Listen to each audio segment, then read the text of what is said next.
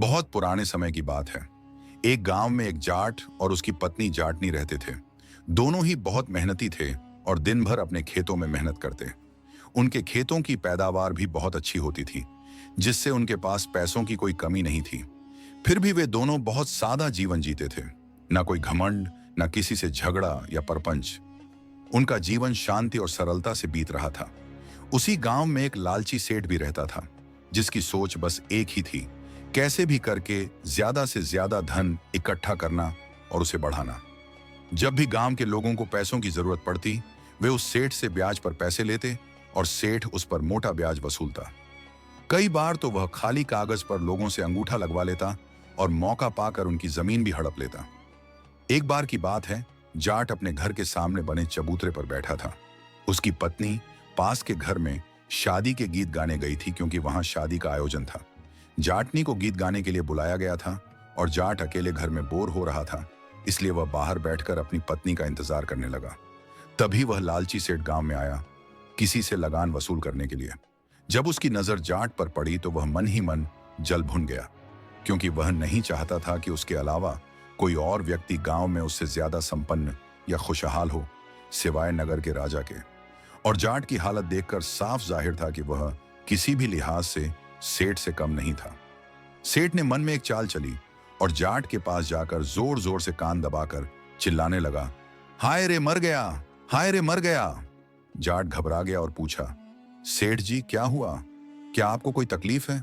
सेठ ने जवाब दिया, भाई जरा देखना, मेरे कान में कोई कीड़ा घुस गया है जो अंदर ही अंदर काट रहा है, बहुत पीड़ा हो रही है। जाट ने जैसे ही सेठ के कान में झांका, सेठ ने उसका हाथ पकड़ लिया और जोर जोर से चिल्लाने लगा। उसकी चीख पुकार सुनकर गांव के लोग वहां इकट्ठा हो गए। जाट तो बेचारा हैरान और परेशान था कि आखिर ऐसा क्या हो गया है। सेठ की हरकतें उसकी समझ से बाहर थीं। तभी सेठ ने सब गांव वालों से कहा, भाइयों, इस जाट ने मेरा कान चुरा लिया है। यह सुनकर गांव वाले अचंभित रह गए। भला कोई कान भी चुरा सकता है? उन्होंने सेठ को समझाने की कोशिश की, सेठ जी, आपका कान तो अपनी जगह पर ही है, फिर ये चोरी कैसे हो गई? लेकिन सेठ ने चिल्लाते हुए कहा, अरे मूर्खों, तुम्हें इतना भी नहीं पता? ये जो बाहर दिखने वाला कान है, वो तो बस भगवान ने दिखावे के लिए लगाया है। असली सुनने वाला कान तो इसके अंदर होता है, और वही इस जाट ने चुरा लिया है। मेरे कान में एक कीड़ा घुस गया था, उसे दिखाने के लिए मैंने इस जाट को बुलाया, लेकिन इसने तो मेरा कान ही निकाल लिया। यह सुनकर जाट और भी घबरा गया। वह बोला, देखिए सेठ जी, मैंने आपका कोई कान नहीं चुराया। आप मुझ पर झूठा इल्जाम लगा रहे हैं। भला कोई इंसान किसी का कान कैसे चुरा सकता है? लेकिन सेठ तो लगातार चिल्लाए जा रहा था, जैसे उसका कोई बड़ा नुकसान हो गया हो। गांव वालों की हालत ऐसी थी कि वे कुछ कहने की स्थिति में नहीं थे। सभी जानते थे कि जब भी किसी को पैसों की जरूरत होती है तो वे सेठ के पास ही जाते हैं। अब अगर किसी ने सेठ का विरोध किया तो वह या तो ब्याज दुगना कर देगा या फिर जरूरत पड़ने पर पैसे देने से मना कर देगा। इसलिए गांव वालों को वही करना था जो सेठ कहे। अगर सेठ दिन को रात कहे तो उन्हें भी कहना पड़ता कि हाँ, यह रात है। गांव के लोग जाट से कहने लगे, भाई सेठ जी का कान उन्हें वापस कर दो, नहीं तो अच्छा नहीं होगा। यह हमारे अन्नदाता हैं, तुम्हारी हिम्मत कैसे हुई इनके कान चुराने की? अपने ही पड़ोसियों की ऐसी मूर्खतापूर्ण और झूठी बातें सुनकर जाट स्तब्ध रह गया। उस वक्त उस भीड़ में एक और व्यक्ति खड़ा था, जिसे कोई पहचान नहीं पाया था। दरअसल वह नगर का राजा था, जो भेष बदलकर अक्सर गांवों में जाकर अपने प्रजा के हालचाल जाना करता था।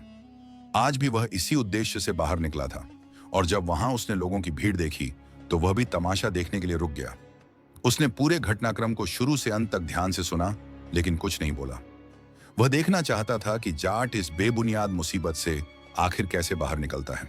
सेठ ने जब देखा कि गांव के सभी लोग उसकी हां में हां मिला रहे हैं, तो उसने जाट की ओर मुड़कर कहा, देखो चौधरी, या तो तुम मुझे मेरा कान वापस कर दो या फिर उसकी कीमत चुका दो।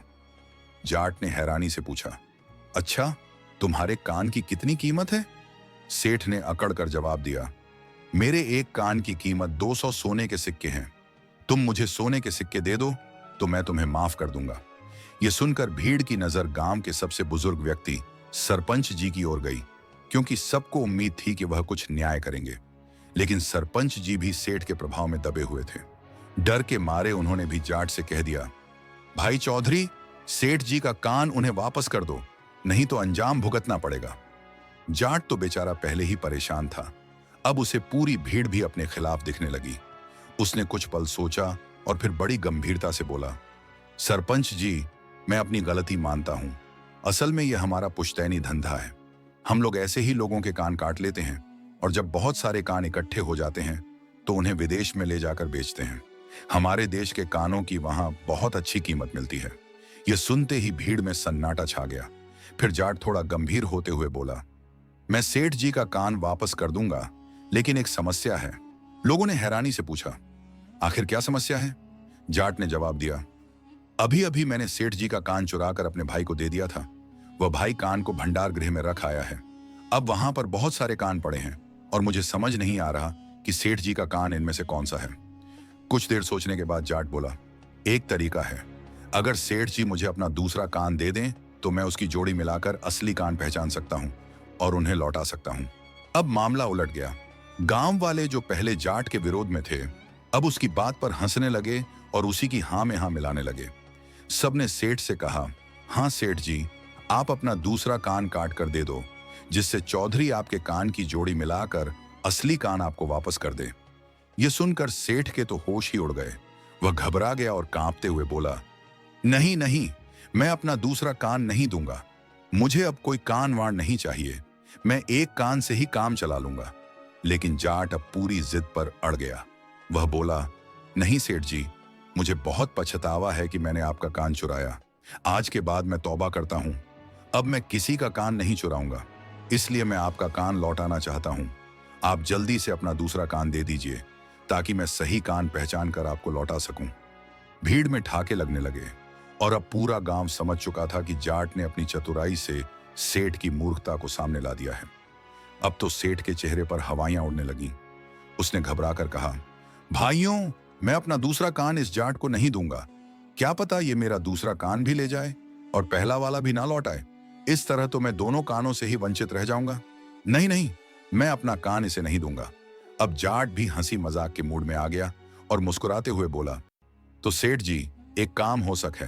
अख्तार, आपको मुझ पर विश्वास नहीं है तो आप मेरे साथ चलिए और अपने कानों के ढेर में से खुद अपना कान पहचान कर ले आइए। सेठ अब अपनी ही चाल में उलझ चुका था। जो चाल उसने जाट को नीचा दिखाने के लिए चली थी, अब वही उस पर भारी पड़ने लगी। वह किसी भी तरह इस मामले से पीछा छुड़ाना चाहता था, पर अब जाट भी पूरे तैश में आ गया था। उसने सेठ से कड़ाई से कहा, सेठ, या तो अपने मुंह से सारी सच्चाई स्वीकार कर ले, नहीं तो मैं तुझे सीधा राज दरबार में घसीट कर ले जाऊंगा।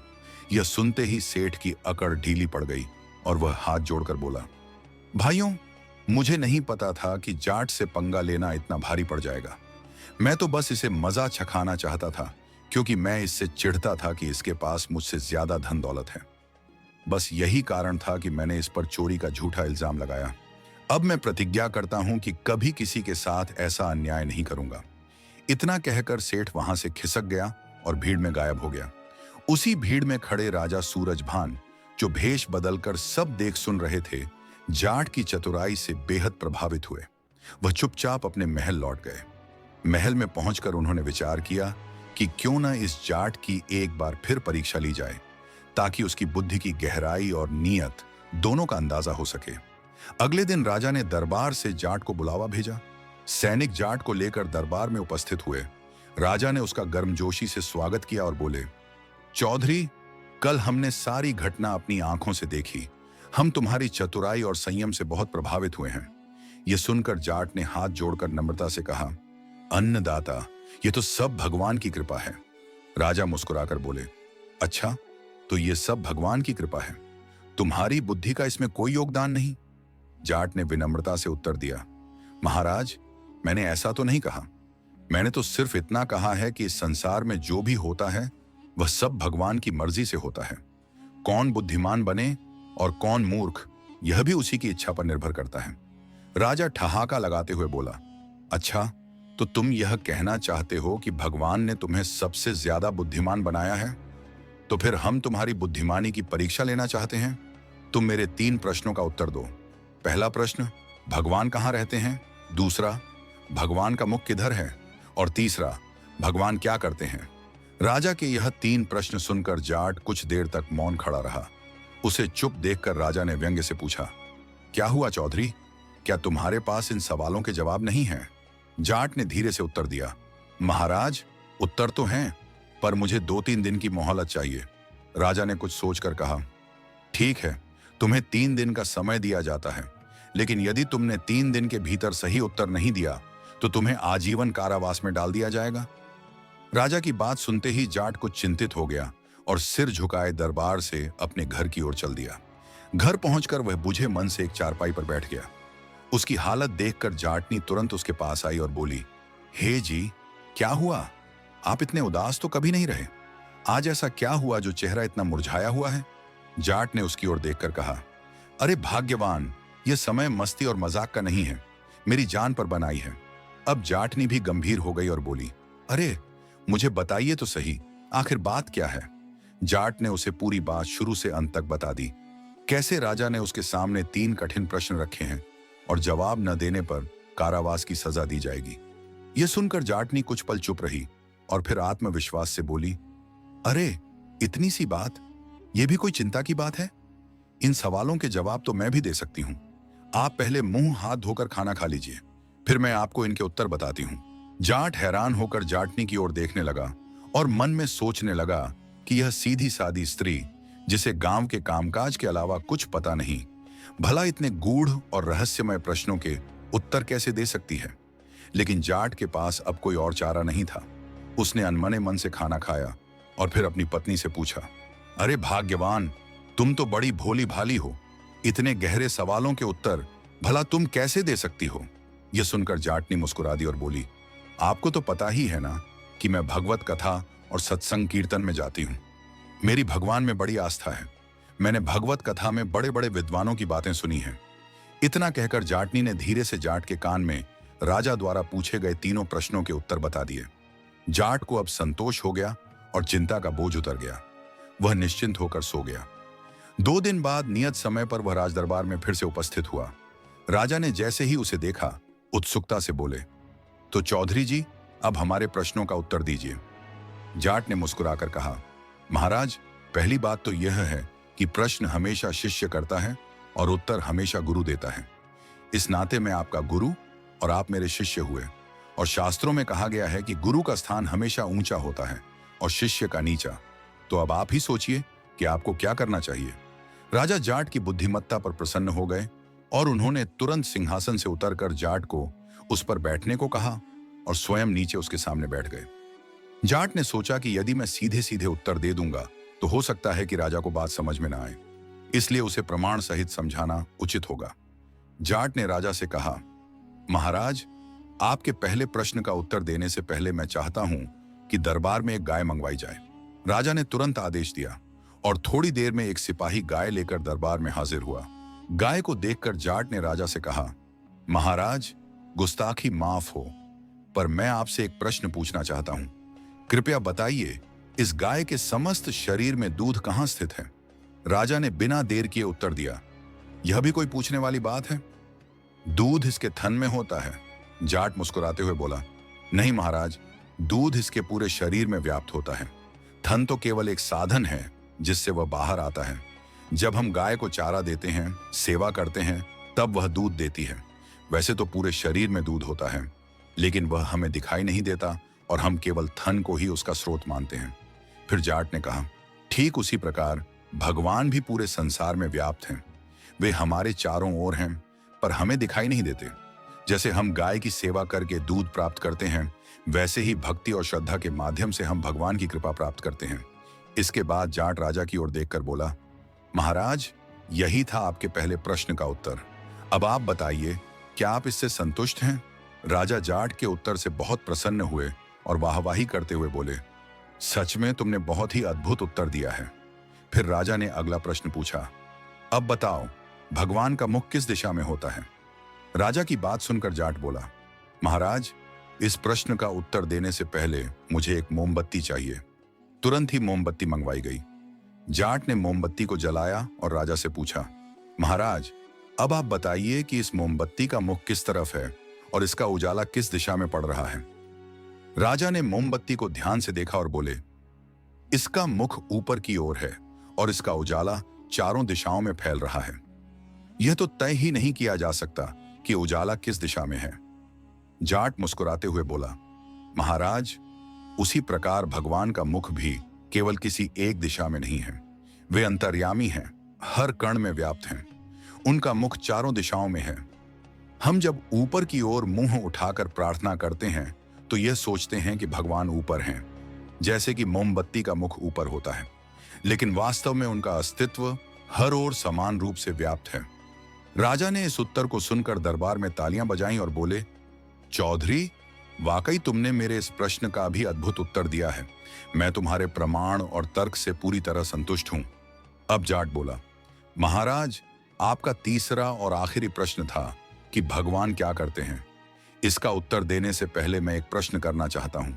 कृपया बताइए कि आप पूरे दिन इस सिंहासन पर बैठे बैठे क्या करते हैं। राजा यह सुनकर थोड़े क्रोधित हो गए और बोले, तुमने यह कैसे कह दिया कि मैं कुछ नहीं करता?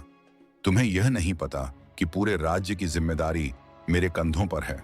पूरी रात मैं सो नहीं पाता, वेश बदलकर नगर में घूमता हूं ताकि लोगों के सुख दुख का पता लगा सकूं। क्या तुम भूल गए कि जब मैं भेष बदलकर नगर में घूम रहा था तभी तो तुम्हारी बुद्धिमानी देख सका था। राज्य की व्यवस्था, दरबार की नीति, लोगों की भलाई, पानी की कमी, भूख की समस्या, इन सब की बागडोर मेरे ही हाथ में है। यह सब मुझे ही देखना होता है। राजा को क्रोधित देखकर जाट तुरंत हाथ जोड़कर बोला, महाराज, मेरे कहने का आशय वह नहीं था जो आपने समझा। मेरा उद्देश्य आपको अपमानित करना नहीं था, बल्कि केवल यह समझाना था कि जैसे आप इस नगर के राजा हैं, पूरे राज्य की जिम्मेदारी आपके कंधों पर है। आप सभी की आवश्यकताओं का ध्यान रखते हैं और पूरे राज्य की बागडोर आपके हाथ में है। ठीक वैसे ही इस संपूर्ण जगत का राजा स्वयं परमेश्वर है। वह ईश्वर ही है जो पूरे संसार की व्यवस्था चलाता है। इंसान सुबह को भूखा उठता है, लेकिन रात को उसे भोजन मिल ही जाता है। यह सब उस परमपिता परमेश्वर की कृपा से ही संभव है। वह सबके पालनहार हैं, सबके रक्षक हैं। जिस प्रकार एक राजा अपने राज्य की देखभाल करता है, उसी तरह ईश्वर इस सृष्टि की देखभाल करता है। जाट की बातें सुनकर राजा के चेहरे पर संतोष और प्रसन्नता साफ दिखाई देने लगी। उन्होंने मुस्कुराते हुए दरबारियों की ओर देखा और तालियां बजाईं। फिर बोले, अद्भुत अद्भुत चौधरी, तुम्हारे सभी उत्तर अत्यंत बुद्धिमत्तापूर्ण, गूढ़ और प्रामाणिक थे। पूरे राज दरबार में तालियों की गूंज भर गई। राजा ने अपनी राजसी मुद्रा में जाट को 1,00,000 सोने की मुद्राएं पुरस्कार स्वरूप भेंट की और साथ ही उसे अपने राज्य का एक महत्वपूर्ण सलाहकार नियुक्त कर लिया। अब तो जाट और उसकी जाटनी राजमहल में सम्मान और सुख के साथ जीवन बिताने लगे। उन्होंने अपनी चतुराई और विश्वास से यह सिद्ध कर दिया कि सत्य, विवेक और भक्ति से कोई भी संकट सुलझाया जा सकता है। यह कहानी आपको कैसी लगी, कमेंट करके अपनी राय जरूर दें। उम्मीद है यह कहानी आपको बहुत पसंद आई होगी। यदि वीडियो पसंद आई हो तो वीडियो को लाइक और चैनल को सब्सक्राइब जरूर करना।